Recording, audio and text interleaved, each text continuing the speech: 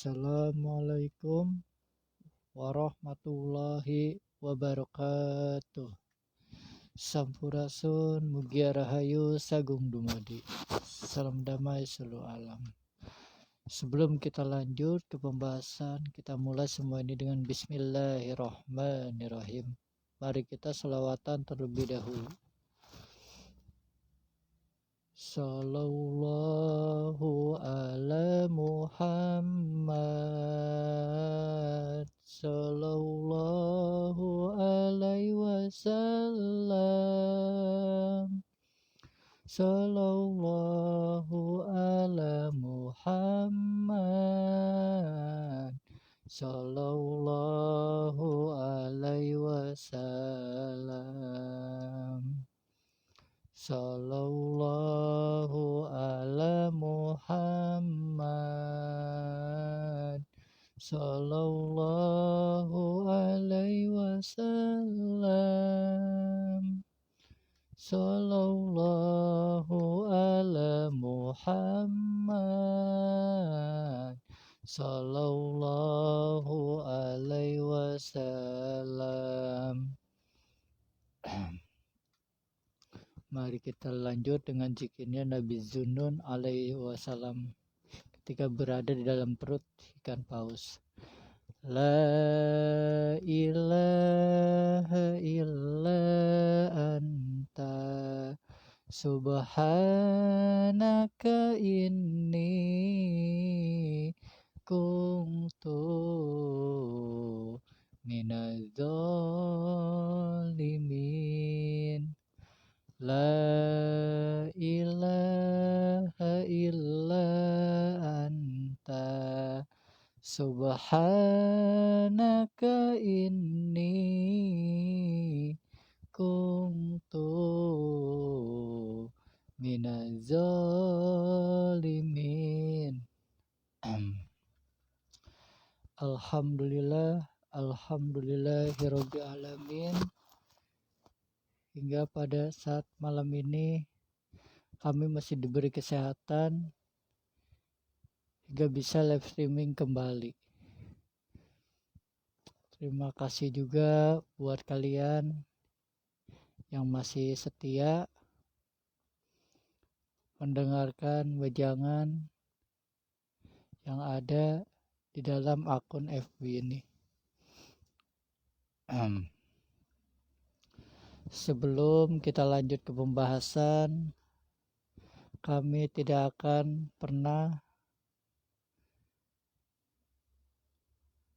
bosan-bosannya untuk mengingatkan apapun yang nantinya kami sampaikan, jangan dianggap suatu kebenaran. Kalian kaji lagi, kalian cari tahu lagi, kalian tanyakan lagi. Jadilah penonton yang cerdas, yang berpikiran luas, seluas semesta. Jangan jadi orang pinter, karena banyak orang pinter zaman sekarang ini yang suka minterin orang lain. Tetap hati-hati dan waspada.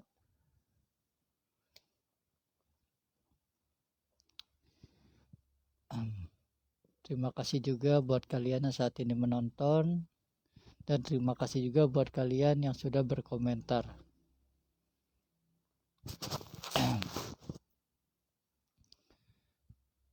Baik, kita lanjut ke pembahasan saja ya. Jadi masalah Megatrust dengan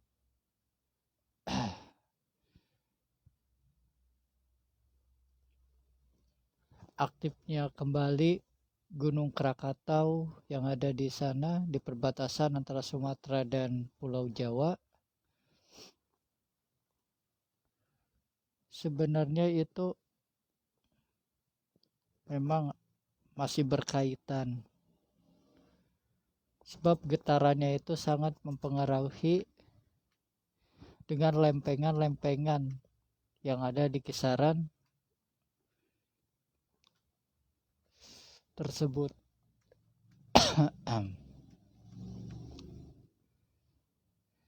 Jadi memang betul Megatrust itu tidak akan lama lagi akan terjadi. Tsunami itu pun tidak akan lama lagi akan terjadi juga. Waktunya memang sudah sangat dekat, tapi tidak tahu kapan terjadinya. Yang jelas sudah sangat dekat, sudah mendekati. Jadi hati-hati buat kalian yang ada di perbatasan antara Sumatera dan Pulau Jawa, Banten dan Lampung. Terutama yang ada di pesisir pantai, berhati-hati. Karena ini sudah mendekati.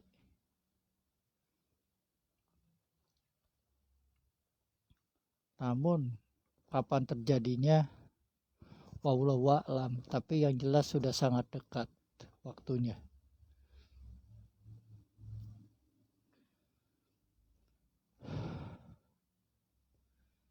Bukan berarti kami menakut-nakuti, enggak.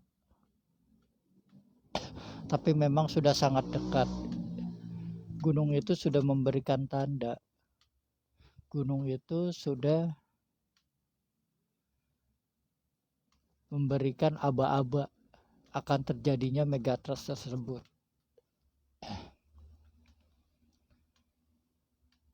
Jadi persiapkan saja dari sekarang, sebab terjadinya itu dadakan. Dadakan, waktunya itu ngedadak terjadinya.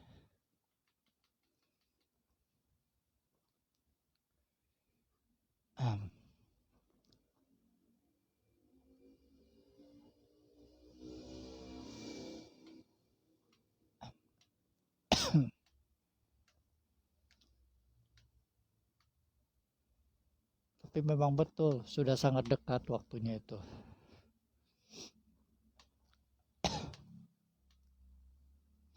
Tapi ya mau diapakan lagi, memang sudah takdirnya. Memang akan terjadinya perubahan zaman menuju peradaban yang jauh lebih baik daripada peradaban yang saat ini, menuju zaman yang lebih baik lagi dibandingkan zaman yang saat ini kita jalani. Karena akan terjadi pergantian peradaban dan pergantian zaman, maka peradaban yang saat ini akan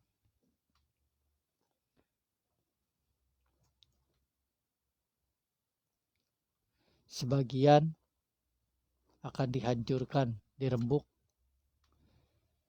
Bukan hanya daerahnya saja, tapi manusianya pun sama akan ikut diseleksi juga. Daerahnya pun akan ikut diseleksi juga sebagian. Bahkan ada yang tenggelam, sebagian wilayah akan hilang, tenggelam, hancur, dan tidak bisa disinggahi lagi. Terjadinya ya tahun ini.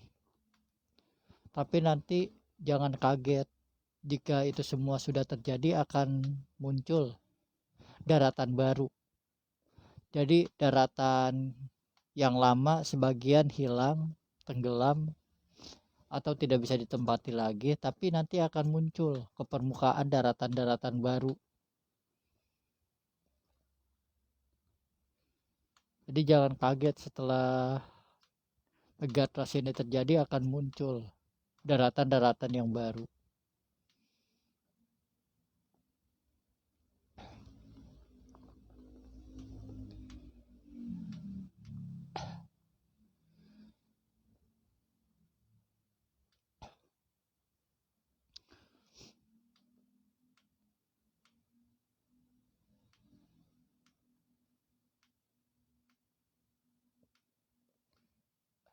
Jadi selagi situasi sekarang masih aman, jangan sia-siakan waktu yang ada sebelum gunjang ganjing nantinya. Sebelum kekacauan itu datang, huru-hara itu datang, ini momen-momen terbaik. Seharusnya momen-momen saat inilah dipakai semaksimal mungkin untuk keluarga, untuk orang tercinta kalian, untuk orang-orang yang kalian sayangi, terutama keluarga kalian sendiri. Ini momen terbaik mumpung itu semua belum terjadi. Kalau itu semua udah terjadi, kalian akan menyesal seumur hidup. Yang biasanya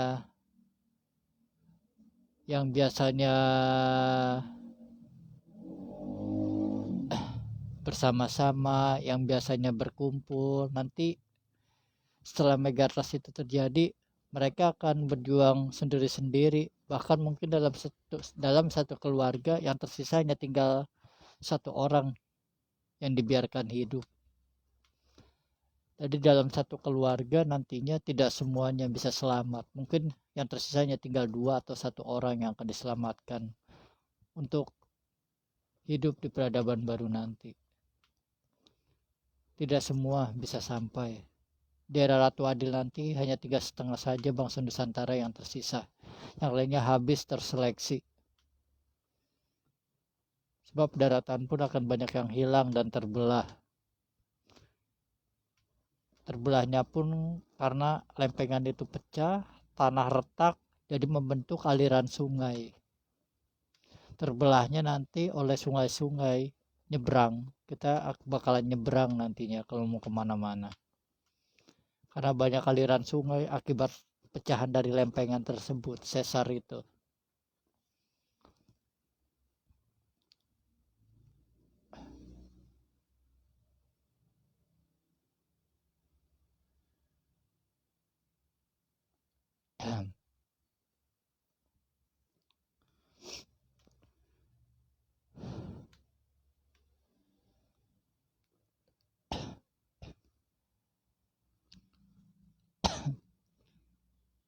Mungkin kalau yang berada di daerah Jakarta mungkin nanti sebagian daerahnya bakal hilang. Tidak bisa disinggahi lagi. Jakarta itu akan tenggelam sebagian. Hilang untuk selamanya. Hanya tinggal kenangan saja sebagian. Tapi sebagian aja, nggak semuanya kena. Nggak semuanya tenggelam, nggak semuanya hancur. Sebagian bakal hilang daerahnya.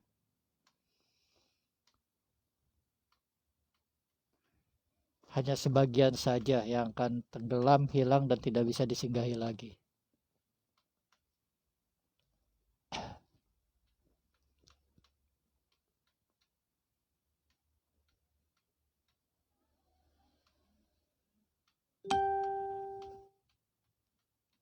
Saya pribadi pun bingung mau bicara apa ya sekarang ini. Bingungnya apa? Karena emang udah dekat gitu. Krakatau aja udah ngasih sinyal nanti setelah Gunung Krakatau akan ada 7 gunung lagi yang erupsi, mungkin ya 7 gunung lagi. Sebab dalam Ugawang Siliwangi pun disebutkan jika gunung gede nanti meletus akan disusul oleh 7 gunung, ribut seluruh bumi. Nanti jika Gunung Krakatau mungkin bisa jadi Gunung Krakatau meletus, nanti bakal disusul oleh 7 gunung yang erupsi. Tapi wallahu a'lam juga. Tapi jika Gunung Krakatau benar meletus, ya udah tsunami 30 meter sama gempa bumi berskala mungkin bisa sampai 9 komaan kali kena. Jika Gunung Krakatau meletus, lempengannya langsung pecah yang ada di Jawa Barat. Tapi nggak apa-apa.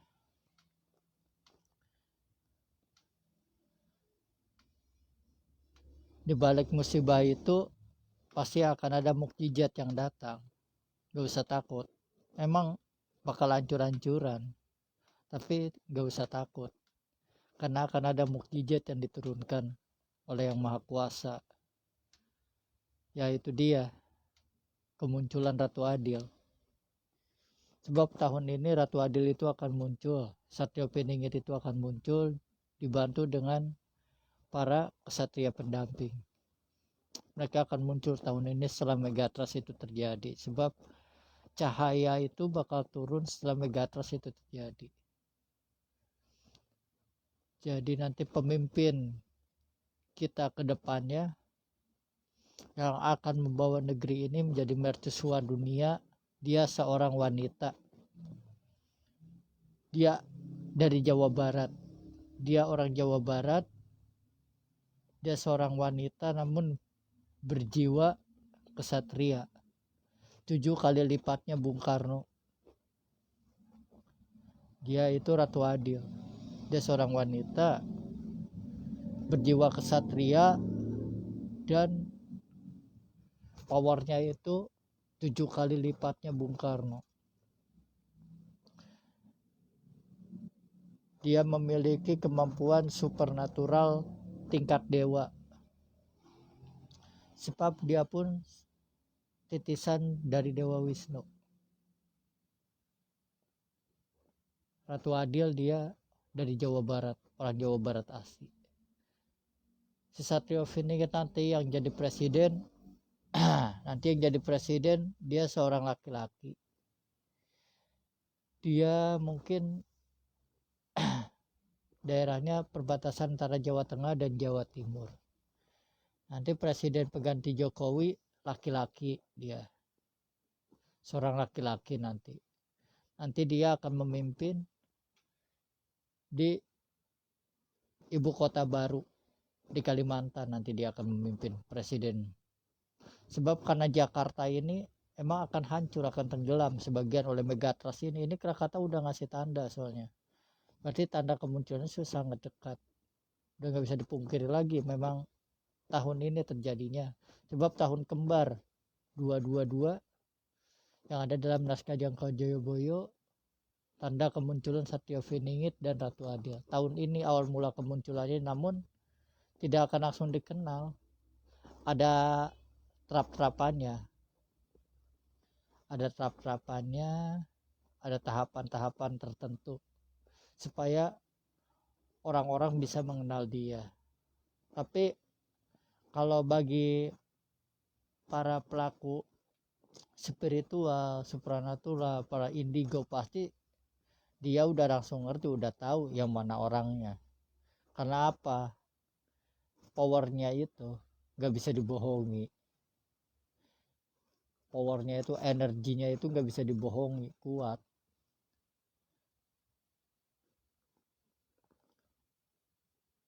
Para spiritual kejawen pun sudah banyak yang berbicara masalah kemunculannya. Memang tahun ini munculnya. Berarti tandanya kita saat ini sudah ada di akhir zaman. Sebab Satrio Piningit, Ratu Adil, Budak Angon munculnya hanya di akhir zaman saja. Tambah lagi tahun ini kita akan mengalami yang namanya hujan meteor, hujan asteroid tahun ini. Namun jika asteroid itu jatuhnya di bulan puasa, di bulan Ramadan, maka akan terjadi dukun, tanda kiamat yang pertama. Jika memang asteroidnya itu jatuh tepat di bulan Ramadan, berarti itu akan terjadi dukun. Tapi jika lewat dari bulan puasa, berarti alhamdulillah. Itu dia.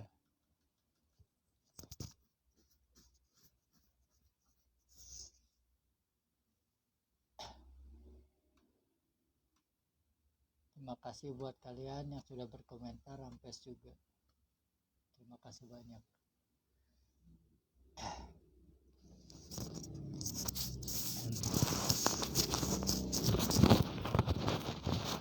Karena tahun ini kita akan melihat akan kedatangan tamu dari luar angkasa, yaitu bukan meteor ya, boleh dibilang asteroid ini. Soalnya besar sih masalahnya.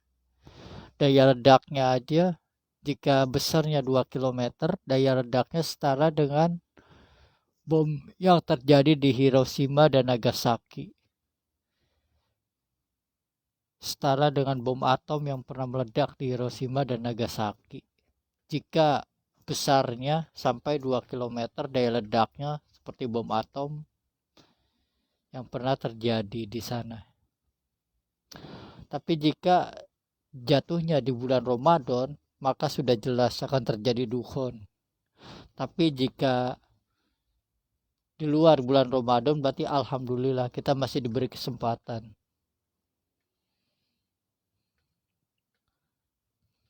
Jadi yang dibilang akhir zaman itu akhir zamannya umat Islam dan Indonesia atau Nusantara. Yang dibilang akhir zaman itu bukan berarti akhir zaman seluruh dunia, enggak. Tapi akhir zaman ya umat Islam dan Nusantara. Makanya tanda kemunculan Satya Vinigit dan Ratu Adil di tahun ini itu sudah menandakan kita sudah berada di akhir zaman. Imam Al-Mahdi pun sudah ada, cuman dia adanya di Timur Tengah, bukan di Indonesia. Imam Mahdi itu orang Arab, bukan orang Indonesia. Jadi jika ada orang Indonesia yang ngaku-ngaku Imam Mahdi, anggap aja orang gila, orang stres, gak waras. Karena dalam Al-Quran pun sudah jelas, dan Al-Quran dan hadis pun sudah dijelaskan bahwa Imam Al-Mahdi itu adanya di Arab, dari bangsa Arab, bukan dari bangsa Nusantara, Malaysia, bukan. Jadi jika ada yang ngaku-ngaku saya Imam Mahdi orang Indonesia seperti itu, anggap aja orang gila, orang stres. Jangan didengar. Kita kembali saja kepada Al-Quran dan hadis.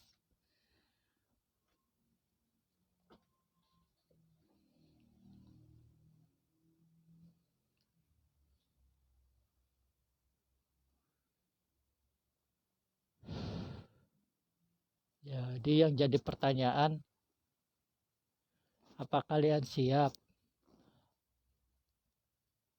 di tahun ini masuk ke peradaban baru? Apa kalian siap menghadapi zaman yang baru, peradaban yang baru? Bukan seperti peradaban yang saat ini, zaman yang saat ini kita jalani. Itu jauh berbeda.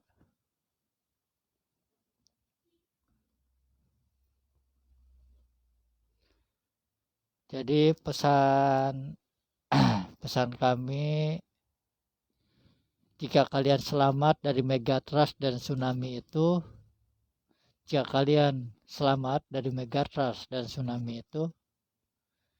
tolong dijaga ucapan dan kata-kata, hati-hati. Tolong dijaga ucapan dan kata-kata, hati-hati. Jangan sembarangan mengucap dan jangan sembarangan berkata. Sebab kita di tahun ini kita sudah masuk tahun karma. Para leluhur pun yang saat ini sudah bereinkarnasi, sudah menitis, para leluhur yang saat ini sudah bereinkarnasi dan menitis,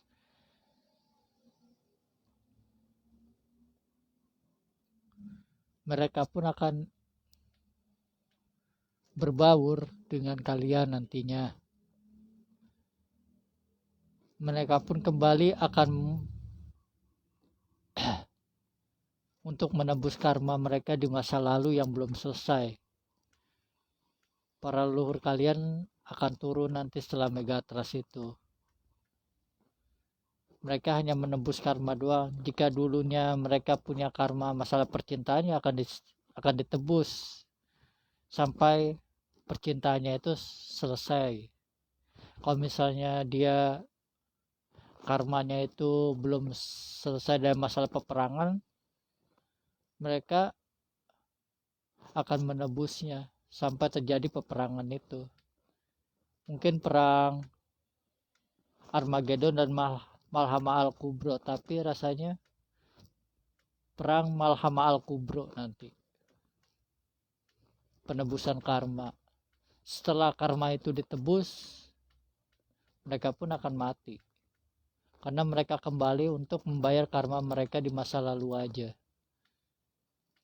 Kalau mereka dulunya punya karma yang belum selesai, punya cita-cita, ibaratnya cita-cita mereka dulu ingin membuat negeri ini menjadi mercusuar dunia. Ketika negeri ini sudah menjadi mercusuar dunia, mereka akan meninggal. Berarti selesai tugasnya. Jika cita-cita mereka ingin mengembalikan kejayaan kerajaannya terdahulu, misalnya kerajaan Majapahit, kerajaan Pajajaran, kerajaan Mataram, seperti itu. Jika tugasnya selesai, kejayaan itu terjadi, ya udah, mereka pun meninggal sesuai cita-citanya aja.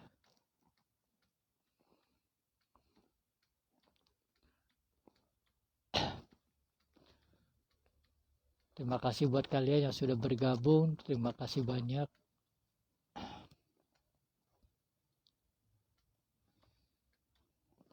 Tapi Allah wa'lam juga ya. Tapi kami sih diberi gambaran atau pandangan tentang situasi setelah Megatrust itu terjadi. Ya banyak sekali yang hancur sih ya emang. Jalan-jalan banyak yang retak, kebelah di Jawa Barat, Jakarta. Gedung-gedung runtuh. Jalan-jalannya banyak yang retak dan terbelah. Banyak orang-orang yang tertimpa reruntuhan. Banyak sekali yang ketimpa reruntuhan. Bahkan ada yang mati ambles, tanahnya itu sampai ambles ke bawah, ambles gitu tanahnya tuh. Gimana sih ambles, kayak yang terjadi di Maluku ketika gempa Maluku, kayak gitulah, ambles. Banyak yang ketimbun tanah, ambles. Yang jelas emang hancur, tapi emang benar juga, pas juga ibu kota dipindah, memang bagus. Saya pribadi setuju, karena untuk mengurangi korban jiwa, untuk mengurangi korban.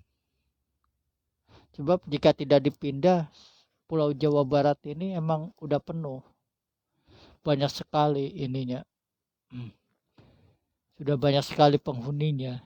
Makanya emang betul sekali ada pemindahan ibu kota baru itu, memang bagus itu penanggulangan untuk mengurangi jumlah korban jiwa. Karena tahu sendiri Jakarta itu sudah tidak aman lagi, akan tenggelam, tidak akan lama lagi akan habis tenggelam sebagian daerahnya. Bukan berarti nakut-nakutin, tapi memang sudah jelas. BMKG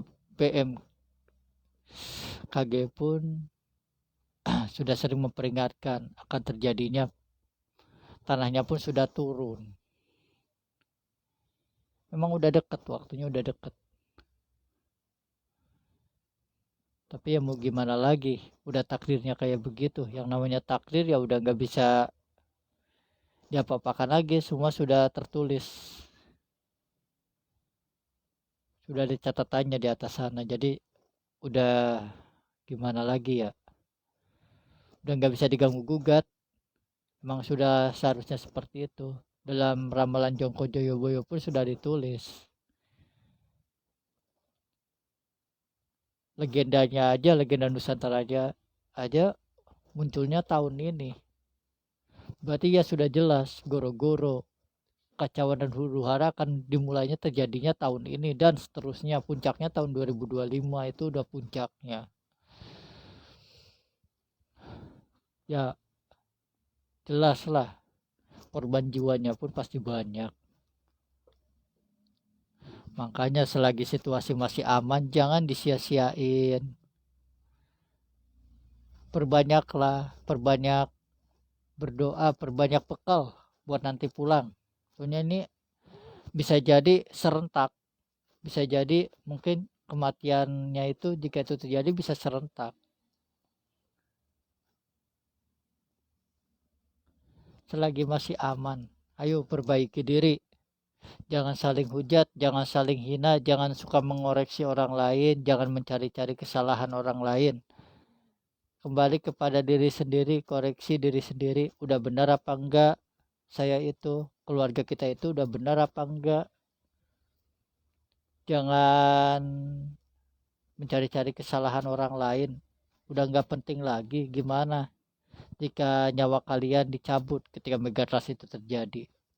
Bagaimana nanti buat bekal kalian di sana, sedangkan kalian aja sekarang masih sibuk mencari kesalahan orang lain, cari muka supaya kalian dipandang karena sudah mencari kejelekan orang lain, kesalahan orang lain, kekurangan orang lain, lewat kemampuan kalian, lewat keilmuan kalian, kalian terawang orang lain, lalu kalian menjelek-jelekannya, kalian bongkar aib yang orang tersebut punya tanpa kalian sadari. Malaikat yang maha kuasa itu maha mengetahui, dia tahu perbuatan kalian itu tujuannya untuk apa untuk cari muka, melakukan hal seperti itu, apa karena kalian ingin dipandang bahwa kalian memiliki ilmu, kalian memiliki kemampuan kebatinan, gak kalian bisa menerawang, supaya oh iya si Anu kelakuannya seperti ini, kalian gak sadar malaikat itu selalu mengawasi kalian, dia itu langsung mencatat segala perbuatan kalian, apa yang kalian ucapkan, apakah yang kalian dengar, apa yang kalian katakan, tujuannya untuk apa, semua itu udah dicatat. Kalian gak sadar amal yang kalian punya, hasil ibadah kalian 5 waktu itu kesedot. Karena apa? Karena kalian ngomongin orang itu, kalian ngejelek-jelekin orang itu, kalian mitnah orang itu, kalian ibadah 5 waktu. Hasil ibadah kalian, amal kalian itu keambil sama orang yang kalian fitnah, yang kalian hina, yang kalian jelek-jelekan, keambil amal ibadah kalian itu. Sayang. Di sini saya bukan berarti menggurui. Anggap aja kalau saya lagi bicara seperti ini ya, anggap aja sebagai orang tua kalian, menasehati kalian. Jangan melihat dari mudanya. Jangan melihat dari mudanya, apa tuanya atau apa, tapi nilainya seorang itu dari keilmuannya, dari bagaimana cara dia berkata-kata, berbicara, bagaimana cara mereka menasehati, seperti itu. Jangan dilihat dari mudanya, tapi lihat dari dalamannya, dari hati nuraninya, tujuannya apa, seperti itu. Karena banyak orang sekarang itu memandang seseorang itu karena pakaiannya seperti Habib, pakaiannya seperti kiai, pakaiannya seperti dosen, kantoran seperti itu. Mereka memandang dari segi pangkatnya, dari segi namanya, seperti itu. Sehingga mereka merendahkan yang di bawahnya, yang berpakaian pas-pasan seperti biasa, berpakaian dekil, berpakaian kucel. Jadi dipandang rendah. Tapi jika kalian melihat padi, contohlah seperti padi. Padi itu semakin banyak isinya, maka dia akan semakin menunduk, semakin merendah. Dia tidak akan tinggi, dia akan merendah. Tidak akan menampakkan seperti itu, seperti alim ulama atau apa. Tidak, dia akan menunduk. Malahan mereka bisa jadi seperti seorang musafir, berpakaian dekil, berpakaian seperti orang zaman dulu, zaman kumuh.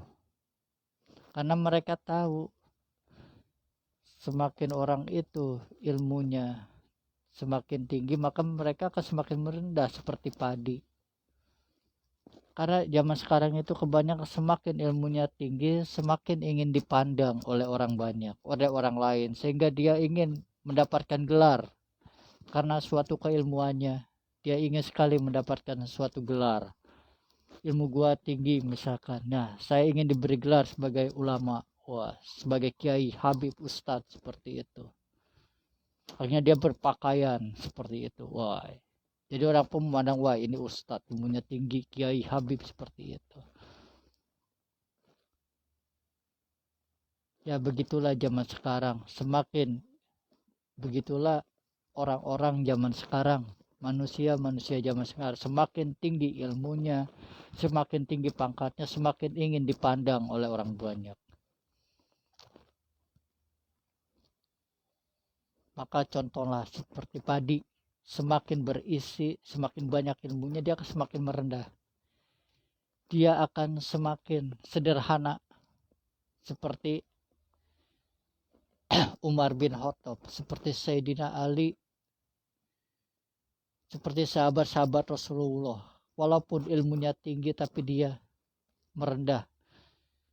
Dia berpakaian ala kadarnya seperti biasa. Tidak ingin dipandang seperti orang-orang zaman sekarang ini, tidak. Dia semakin merendah. Karena dia tahu ilmu itu ibarat kosong, angka 0. Jadi semakin banyak ilmunya, dia merasa kosong aja terus. Jadi tidak merasa memiliki ilmu apapun, biasa aja, kosong aja. Terasa hampa, semakin banyak ilmunya semakin terasa hampa. Seperti maka contohlah sahabat-sahabat Rasulullah SAW. Maaf sebelumnya, di sini kami tidak ada maksud untuk menggurui, tidak ada maksud untuk merasa so hebat, so pintar, so dikjaya seperti itu, tidak. Di sini kita anggap aja sedang sharing, berbagi informasi, menjalin tali silaturahmi dan persahabatan. Di sini kita tidak cari musuh. Sebab yang namanya musuh tidak usah dicari pun pasti akan datang sendiri. Yang namanya musuh itu tidak usah kalian cari, pasti datang musuh itu. Datangnya dari mana ya? Terkadang musuh itu datang dari di sekeliling kita. Tidak usah jauh-jauh, musuh itu akan datang sendiri. Tidak usah kalian cari-cari juga, bakal datang sendiri. Entah dari lingkungan, terutama yang skala pendek aja, dari lingkungan aja. Misalkan dia tidak suka, dia memiliki sifat iri, dengki, pasti dia akan menggunakan berbagai cara untuk menjatuhkan nama baik kita. Dengan cara apa? Dengan cara apa saja supaya kita itu terlihat jelek di mata orang lain. Kita jadi terlihat dipandang tidak baik di mata orang lain. Tapi apa yang dia katakan belum tentu itu benar. Apa yang dia katakan belum tentu itu sesuai dengan fakta yang ada, kenyataan yang ada. Bisa jadi dia melebih-lebihkan suatu perkataan. Jadi alangkah baiknya di zaman sekarang ini, jika kalian mendengar kabar, informasi apapun, alangkah baiknya kalian tanyakan langsung kepada yang bersangkutan. Itu jauh lebih baik, karena kalian jika bertanya kepada yang bersangkutan, kalian pun pasti akan mendapatkan jawaban yang pasti, jawaban yang tidak simpang siur, tidak seperti dari kata si anu, kata si ini, kata orang itu, kata apalah seperti itu. Pasti simpang siur.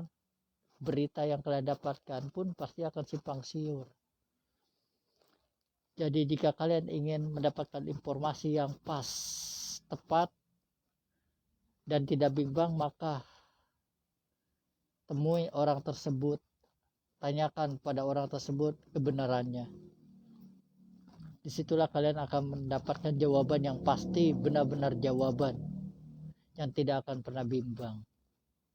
Karena kebanyakan zaman sekarang mereka hanya mendengarkan itu semua dari orang lain, dari mulut ke mulut, tapi mereka tidak mendapatkan informasi itu dari orangnya langsung. Coba tanyakan, mulai sekarang tanyakan langsung kepada orangnya, benar apa tidak, ini apa tidak. Takutnya kalian salah bertanya, takutnya kalian bertanya kepada orang yang tidak suka kepada orang tersebut. Kita tidak tahu yang namanya hati orang itu, di depan baik belum tentu di belakang. Seperti itu. Kita tidak tahu, mungkin di depan kita dia bersikap baik, berkata lemah lembut, tutur katanya baik, tapi kita tidak tahu hatinya. Kita tidak tahu di belakangnya dia tuh memiliki rencana apa kepada kita. Karena di sejak tahun kemarin, di penghujung tahun kemarin, setelah Gunung Semeru itu meletus, disitulah pasukan Dajjal sudah mulai turun ke bumi. Pasukan Dajjal, pasukan iblis sudah mulai merasuki tubuh-tubuh seseorang. Hingga sampai sekarang terjadi yang namanya perang kata-kata. Saling serang seperti itu. Saya pribadi pun tidak luput dari pengaruh tersebut. Saya pribadi mengakui saya pribadi terkena pengaruh dari dark worker, dari pasukan Dajjal dan iblis. Saat ini saya pribadi pun sedang dalam pengaruh mereka. Saya sendiri tidak bisa mengendalikan emosi, tapi alhamdulillah masih ingat gitu sama yang Maha Kuasa. Itu dia kuncinya ya, satu, ingat ketika kita sedang marah, ketika kita tidak bisa mengendalikan diri kita, emosional kita, ingatlah kepada yang Maha Kuasa, ingatlah kepada Sang Pencipta. Disitulah kita akan tersadar bahwa apa yang kita perbuat itu salah. Apa yang kita pikirkan itu akan mengakibatkan merugikan orang lain, akan berakibat fatal kepada diri sendiri juga. Boleh dibilang senjata makan tuan, seperti itu.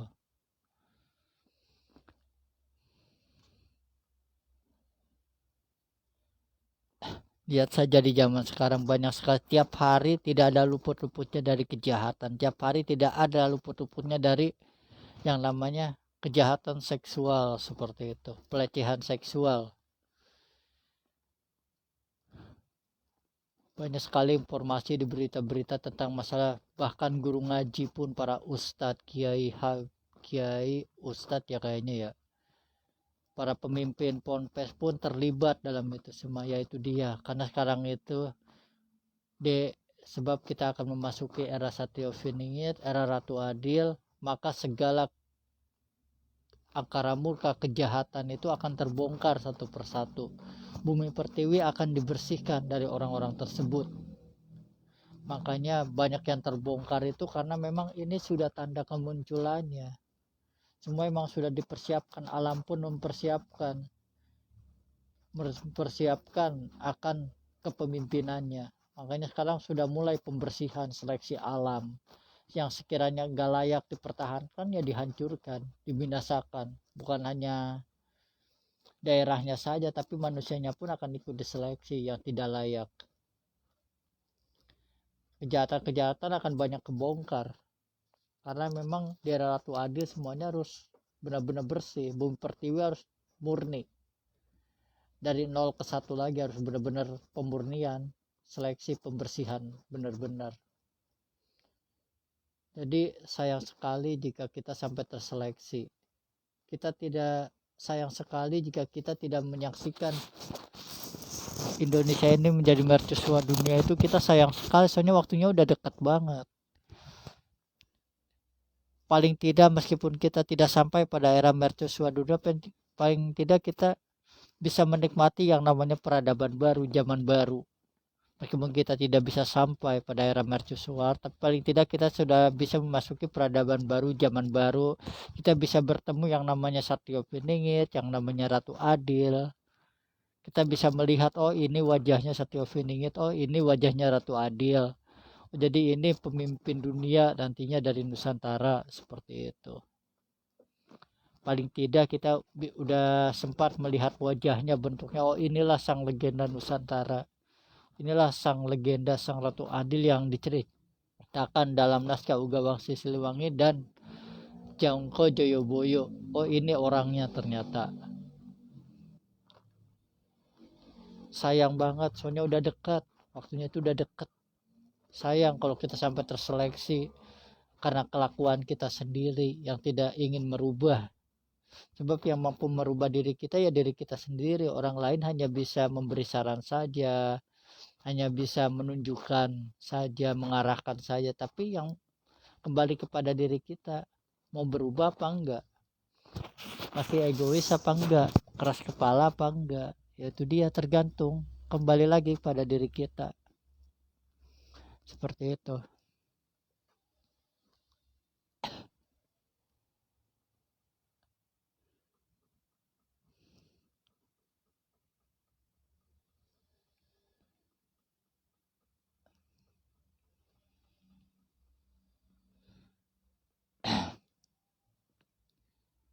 Kalau ada yang mau bertanya silakan tanyakan lagi, silakan.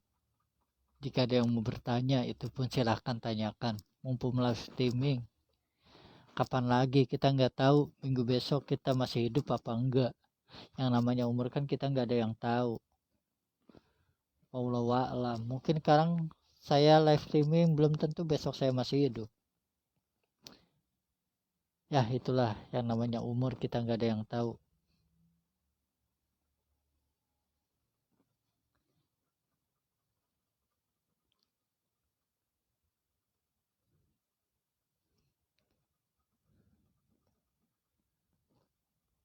Allahumma sholli ala Muhammad.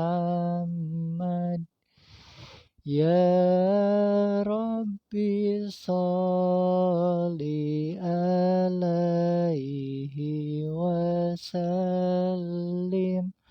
Allahumma sholli ala Muhammad.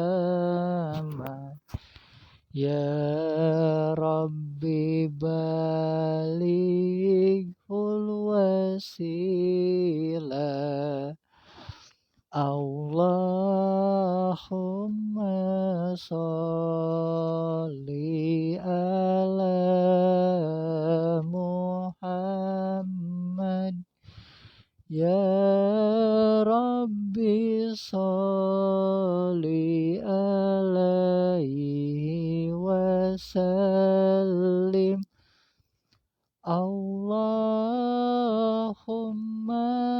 sholli ala Muhammad. Ya Rabbi balighul wasilah.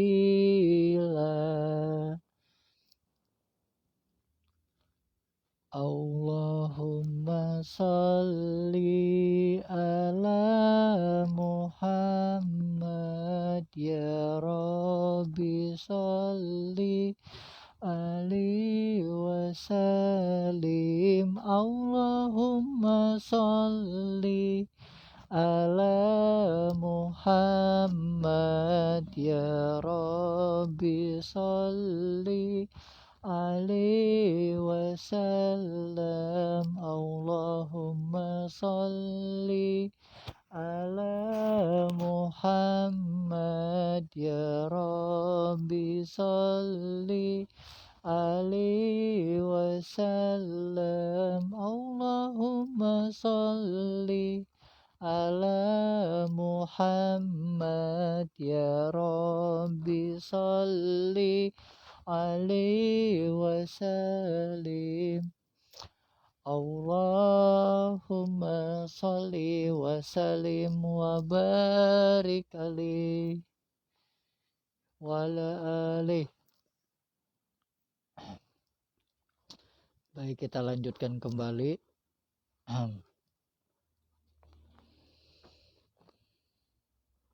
Jika kalian memang merasa berilmu, jika kalian memang merasa memiliki ilmu yang lebih dari orang-orang biasa, memiliki ilmu yang tidak bisa dimiliki orang lain, alangkah baiknya pergunakan ilmu tersebut di jalan yang benar. Pergunakan ilmu tersebut untuk menolong orang lain. Jangan kalian pergunakan ilmu tersebut untuk merugikan orang lain. Jangan kalian gunakan ilmu tersebut untuk mencelakakan orang lain, untuk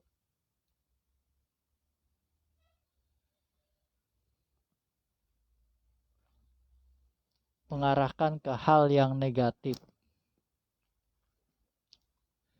Gunakanlah ilmu itu semaksimal mungkin supaya berguna untuk orang banyak. Jangan kalian gunakan ilmu tersebut untuk kepentingan pribadi kalian. Jangan kalian gunakan ilmu tersebut untuk mencari nama baik, untuk supaya dipandang oleh orang banyak, untuk supaya mendapatkan pangkat, untuk supaya orang lain percaya, menganggap bahwa kalian memiliki ilmu linui, adigung adiguna. Sebab jika sifat tersebut masih kalian tanam di dalam diri kalian, maka ilmu tersebut akan bukan semakin tajam, malah akan semakin tumpul. Jika niat kalian untuk hal seperti itu, maka ilmu kalian akan tumpul. Ilmu kalian lambat laut akan redup, tidak akan tajam lagi seperti awal kalian mendapatkannya. Akan semakin rapuh, bahkan ilmu tersebut akan menyerang diri kalian, akan menyerang keluarga kalian, dengan senjata makan tuan. Sebab karena ini kita akan memasuki, karena kita sudah memasuki yang namanya tahun karma. Karma baik dibayar baik, karma buruk akan menerima malapetaka dan ajab dari Yang Maha Kuasa. Maka berhati-hatilah dalam menggunakan ilmu. Berhati-hatilah jika kalian berilmu. Jangan sembarangan dipergunakan. Takutnya karma tersebut, ilmu tersebut akan menyerang diri kalian dan kehidupan kalian, keluarga kalian, bahkan orang yang ada di sekeliling kalian pun akan ikut terkena imbasnya.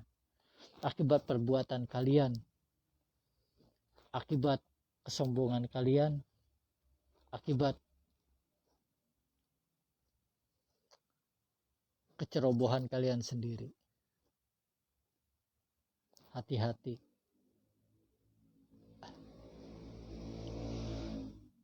Jangan pernah bermain-main dengan karma. Jangan pernah kalian mempermainkan yang namanya karma. Hukum karma itu berlaku di akhir zaman ini. Apalagi para leluhur kalian sudah turun, namun belum waktunya mereka bertugas. Para leluhur kalian saat ini sudah turun, sudah menjelma menjadi manusia seperti kalian. Hati-hati dalam berbicara, hati-hati dalam berkata-kata. Sebab mereka tahu tanpa kalian, walaupun kalian menyebut berkata-kata tidak baik di dalam hati, mereka pun akan tahu. Sebab ajining rasa, ajining batin, ajining puasa. Ilmu rasanya itu kuat sekali, ilmu batinnya itu luar biasa. Dia bisa mengetahui, dia bisa merasakan. Panca inderanya pun sangat tajam.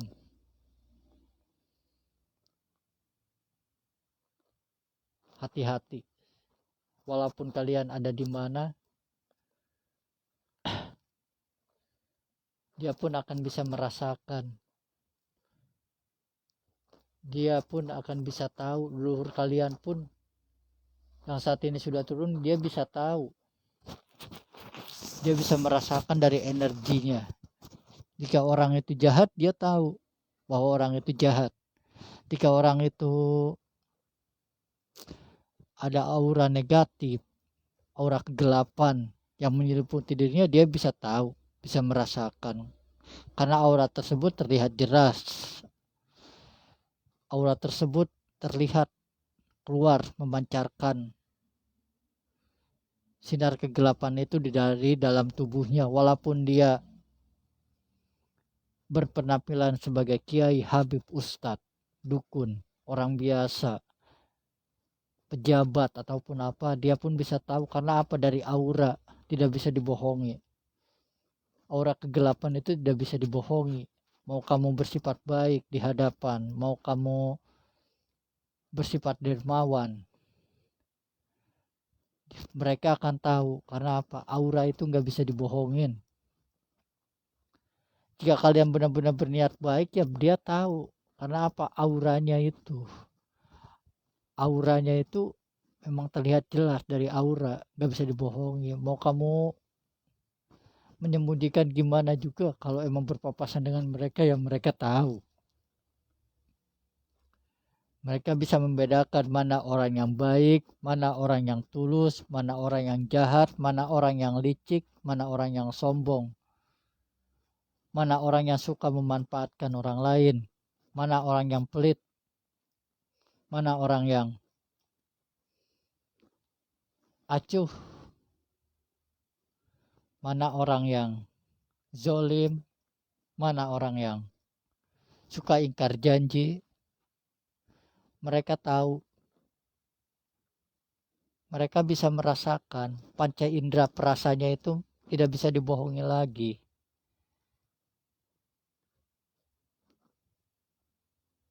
Karena emang itu kemampuannya yang sudah diturunkan dari Yang Maha Kuasa.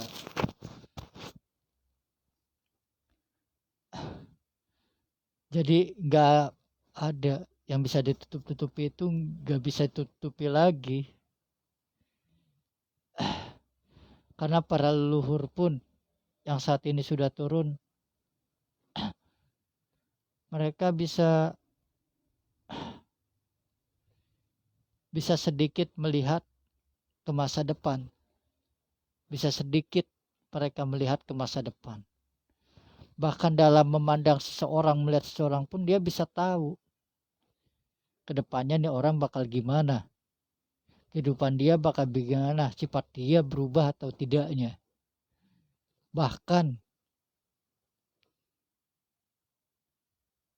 yang lebih dalam dari itu pun mereka mengerti. Karena itu anugerah, karena itu keilmuan yang memang dibawa dari masa lampau untuk kehidupan yang akan datang. Ya kehidupan yang akan datang, ya kehidupan di zaman kita saat ini. Seperti itu. Karena untuk menyeimbangkan, kemampuannya itu digunakan untuk menyeimbangkan antara hak dan yang batil, atau yang jahat dan yang baik, supaya seimbang. Mengurangi bagaimana caranya supaya negeri ini itu mari palo jinawi. Gimana caranya supaya negeri kita ini tidak terpecah belah, tidak mudah diprovokasi.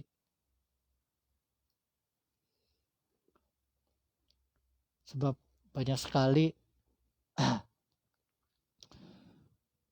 manusia-manusia yang hidup di zaman ini merasa dirinya pintar, tapi mudah dibodoh-bodohi.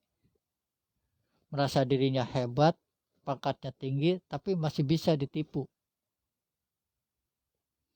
Itu dia. Itu dia kekurangannya orang manusia zaman sekarang ini. Merasa pangkatnya tinggi, keilmuannya tinggi, sekolahnya tinggi, tapi mudah ditipu, mudah terprovokasi, mudah sekali dihianati, mudah mendengar informasi-informasi apapun, mereka langsung tanggap, langsung percaya, gini gitu. Banyak sekali,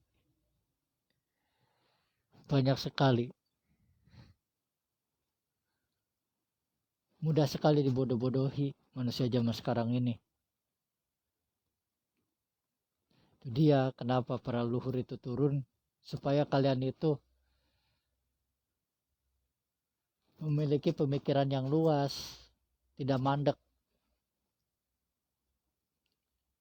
Itu dia.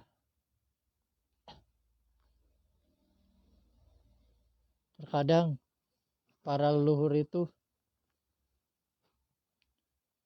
mereka lebih suka dianggap rendah. Mereka lebih suka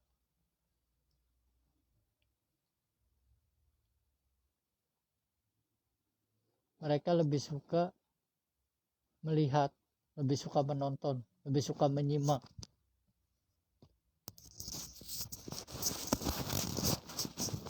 Mereka lebih suka menjadi seorang pendengar dibanding mereka banyak bicara.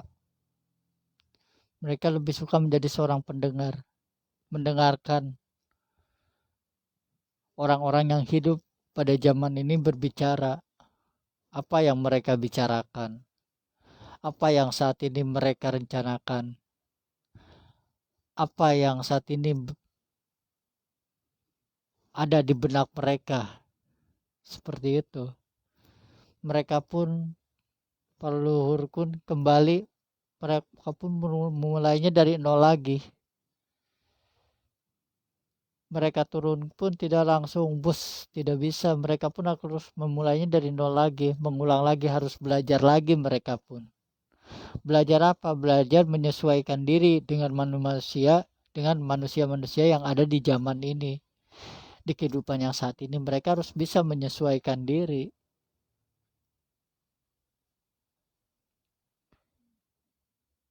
Mereka harus siap menanggung konsekuensinya seperti apa. Karena banyak sekali manusia sekarang yang ibaratnya ya ingin dilihat baik oleh orang lain, ingin terlihat dirinya itu baik, ingin dipandang seperti itu. Banyak sekali.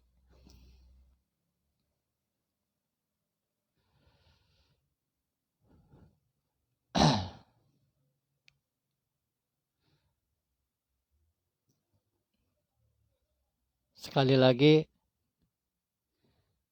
saya ingatkan, kalau saya lagi bicara seperti ini,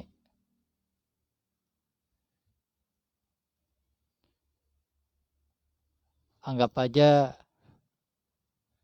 kita lagi sharing aja ya, anggap aja kita lagi ngobrol seperti apalah, anggap aja ya. Anggap aja lah orang lain lah, anggap aja nggak pernah kenal lah kalau lagi ngobrol kayak gini ya.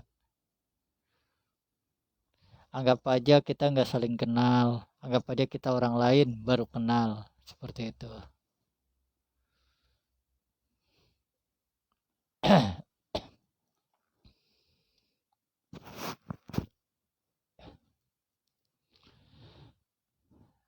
Oke, terima kasih buat kalian yang sudah berkomentar, terima kasih banyak buat kalian yang sudah hadir dalam live streaming malam ini, terima kasih banyak.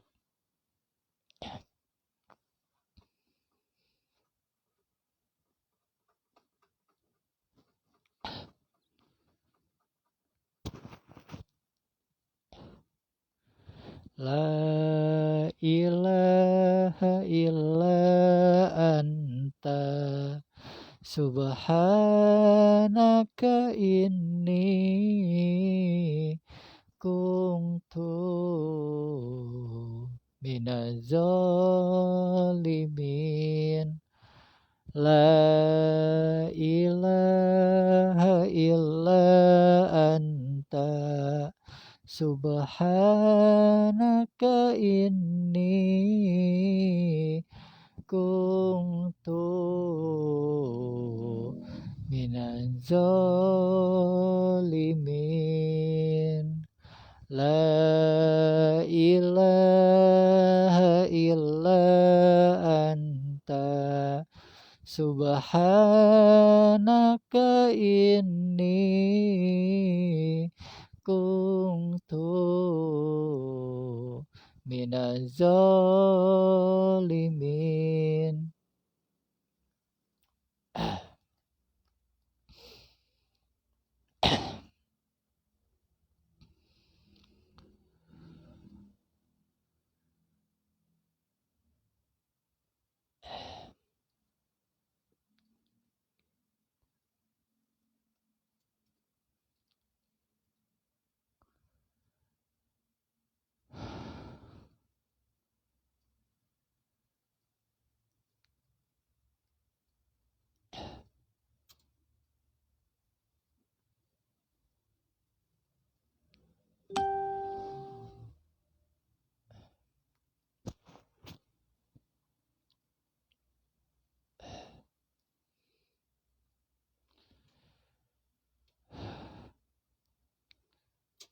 Aku pun sekarang sudah bingung sekali mau berkata apa lagi, karena saat ini gejolak itu sudah mulai menampakkan, sudah mulai bergelora di setiap benak-benak hati dan pikiran manusia-manusia yang ada di Nusantara ini. Lain halnya dengan mereka yang sudah paham dan mengerti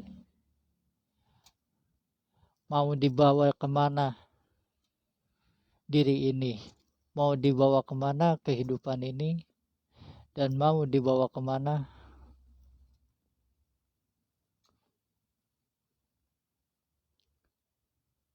apa yang saat ini sudah kita jalani dan apa yang saat ini sudah kita dapatkan. Semuanya bertolak belakang dari pemikiran tersebut. Mereka berpaling dari kodratnya, dari jalurnya, dari relnya. Mereka lambat laut melenceng dari apa yang sudah direncanakan dan terencanakan. Namun ada yang sadar dan banyak yang tidak sadarnya. Apa-apa yang saat ini dilakukan banyak sekali merugikan orang-orang yang ada di sekitarnya, di sekelilingnya. Tidak ada satupun yang mau mengalah dan mengerti akan keadaan yang saat ini terjadi. Tidak banyak pula yang menyadari akan terjadinya perubahan besar-besaran di negeri ini.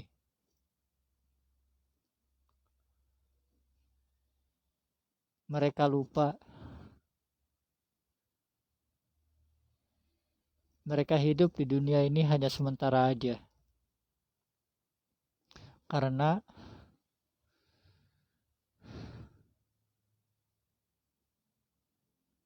mereka sibuk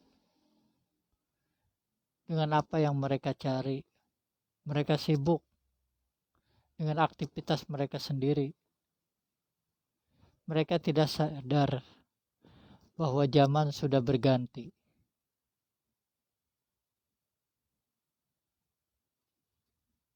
Alun-alun kota banyak yang sudah bergemuruh. Gemuruh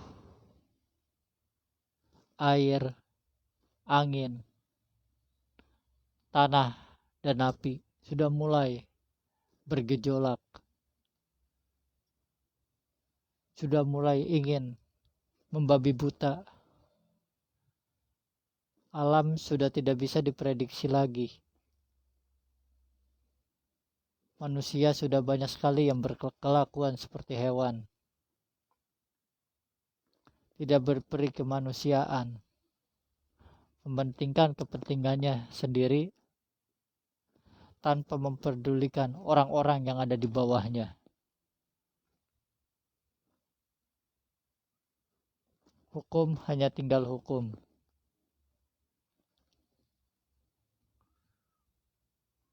Hukum seperti permainan. Mereka banyak sekali yang bermain-main dengan hukum. Hukum buatan manusia seperti tiada artinya. Maka jika hukum buatan manusia sudah dipermainkan, sudah tidak berarti lagi bagi mereka kaum yang menengah ke bawah. Maka hukum alam inilah yang akan terjadi. Maka alam itulah yang akan membuat hukum itu. Maka jika alam sudah menghukum, beginilah jadinya. Banyak sekali kejadian-kejadian yang di luar nalar. Banyak sekali korban jiwa dan harta. Banyak sekali orang-orang yang tidak bersalah pun ikut terkena imbas dari hukum alam ini. Ratu sejati alam sejagat. Ratu sejati alam semesta. Ratu sejati dunia alam itu sendiri. Ratu adil alam itu sendiri. Berani merusak alam, maka alam itulah yang akan menghukum. Hukum alam tidak akan pandang bulu. Hukum alam itu sudah pasti dan jelas. Tidak memandang dari golongan manapun, akan disapu bersih.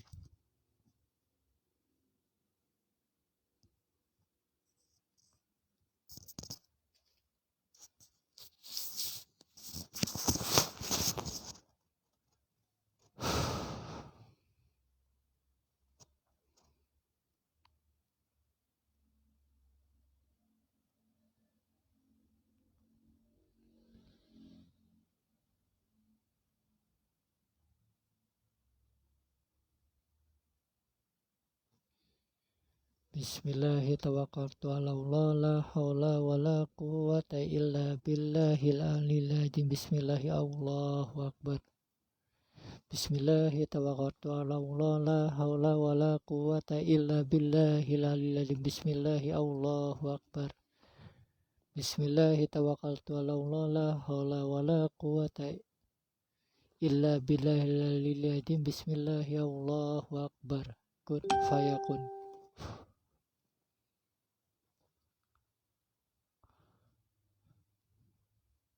Allahumma ighfir lana junubana wal walidina warhamhuma kama rabbayana sigoro.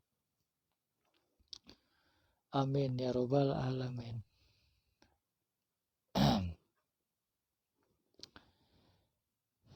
Jika tidak ada lagi yang dipertanyakan, maka live streaming malam ini akan kami tutup. Sekali lagi mohon maaf jika ada tutur kata yang salah. Mohon dimaafkan yang sebesar-besarnya, karena kami pun manusia, pasti banyak salahnya. Sekali lagi apapun yang kami sampaikan tadi jangan dianggap suatu kebenaran. Buang yang negatifnya dan ambil yang positifnya. Di sini kita sedang sharing, di sini kita menjadi tali persaudaraan. Oke, cukup sekian yang bisa kami sampaikan. Selebihnya mohon dimaafkan. Assalamualaikum warahmatullahi wabarakatuh. Sampurasun, mugia rahayu, sagung dumadi, salam damai seluruh alam. Hidup NKRI, hidup Pajajaran atau Islam, hidup Khalifah dan Khilafah Islamiyah, Indonesia mercusuar dunia. Takbir, Allahu Akbar. Takbir, Allahu Akbar. Takbir, Allahu Akbar. Salam Pajajaran Anyar, salam dariku Raden Arya Siwariwismu, like worker.